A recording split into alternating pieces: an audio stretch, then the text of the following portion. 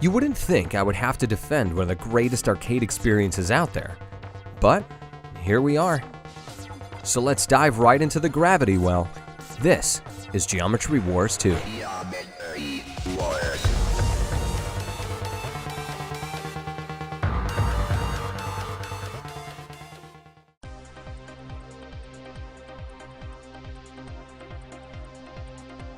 I think the dislike for the game doesn't come from a bad place, but rather the fact that people really enjoy Geometry Wars Retro Evolved, the first real Geometry Wars game. See, the series first kind of popped up in Bizarre Creations' other series, Project Gotham Racing, and the games evolved through the different releases. They appeared in your garage as fully playable arcade machines, and it was great. So, when they fleshed it out and made Retro Evolved, and it changed the expectations for titles released on the Xbox Live Arcade, I totally understand the love. When Geometry Wars 2 dropped during the best summer of arcade in existence, I believe the bar was raised again. I think the major thing that people were thrown off by was the change from your score multiplier adding up as you take out enemies without dying to the collection of geomes. Of course, I agree that this is a change that messes with the fundamentals, but I would argue it's for the better. A common thing you may hear is, if you're not shooting constantly behind you, you're doing it wrong, which I would say is against some of the basic design of the game. Geometry Wars not only proves that, but it trains it. The series is all about recognizing the different shapes and how they move and how you react. The core of that didn't change. By switching to the collection of geomes to gather a multiplier, it hones in on those basics. Geometry Wars isn't about running away and shooting, it's about diving in and pushing forward.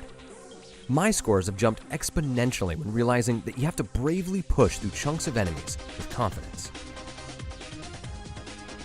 Geometry Wars 2 has all these new modes that are not just for fun, which they definitely are, but also as a means to help you understand what to do in different situations and train you to excel at the main mode. King, which gives you the ability to shoot at enemies only in timed circles, is training you to not only understand the importance of creating and utilizing gaps, but also the importance of collecting geomes. Pacifism is a mode that doesn't allow for any shooting, and instead not only teaches you the sway and flow of guiding enemies, but the fundamental idea that letting shapes that follow you, and how using those gates is important because the 5 times multiplier you get added on top of what your multiplier already is.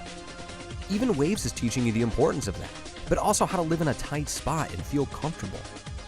In sequence, you're taking these ideas and applying them to situations. How do you react to the swarm of green squares? What is your move when you see the arrows surrounding you? And once you see that it's easy to pin the squares and wipe out the whole set of arrows by just moving slightly out of the way and shooting at where you were, you start to see all of this come together. These modes are teaching you everything you need to know to be good, and it's also showing you that running and shooting isn't the way. Being confident, making the tight gap, hitting the gravity well and gate explosion multipliers, it's all here to maximize scoring potential, and it's highlighted by the geomes. It's showing you that it's about going forward and not looking back. Heck, even the achievements for the game are subtly training you.